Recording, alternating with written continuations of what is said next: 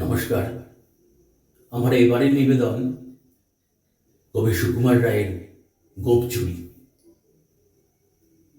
কবিতাটা খুব সুন্দর কবিতা। আপনারা একটু মন দিয়ে শুনুন, দেখুন কেমন লাগে। যদি ভালো লাগে অবশ্যই সাবস্ক্রাইব করে দেবেন, লাইক করে দেবেন, শেয়ার করে আমার পাশে থাকবেন, এতে আমি মোটিভেশন হই। শুনুন, দেখুন কেমন লাগে। হেড অফিসের বড়বাবু লোকটি বড় শান্ত, তার যে এমন মাথার ব্যামো কেউ কখনো জানত। দিব্যি ছিলেন খোশ মেজাজে, চেয়ার খাড়ি চেপে, একলা বসে ঝিমঝিমিয়ে হঠাৎ গেলেন খেপে। আটকে উঠে হাত পা ছুড়ে চোখটি করে গোল, হঠাৎ বলেন, গেলুম গেলুম, আমায় ধরে তোল। তাই শুনে কেউ বদ্যি ডাকে, কেউ বা হাঁকে, পুলিশ।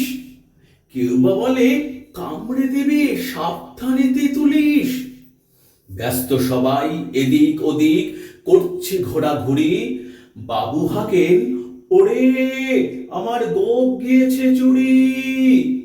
গোপ হারানো আজব কথা, তাও কি হয় সত্যি?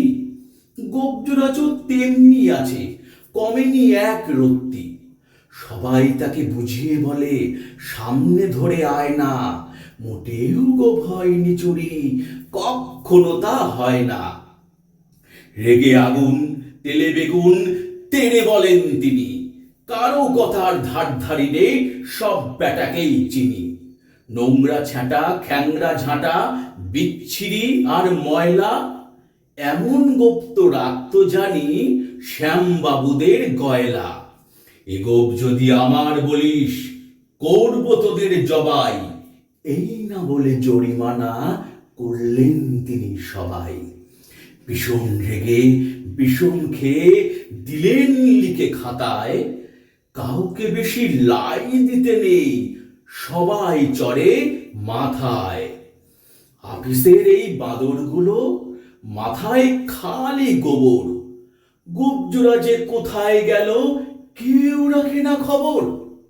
ইচ্ছে করে এই বেটাদের গোপ ধরে খুব নাচি, মুখ্যগুলোর মুন্ডু ধরে কোদাল দিয়ে চাঁচি। গোপকে বলে তোমার আমার, গোপ কি কারোর কেনা? গোফের আমি, গোফের তুমি, তাই দিয়ে যায় চেনা। কেমন লাগলো কবিতাটা? খুব সুন্দর না? ধন্যবাদ।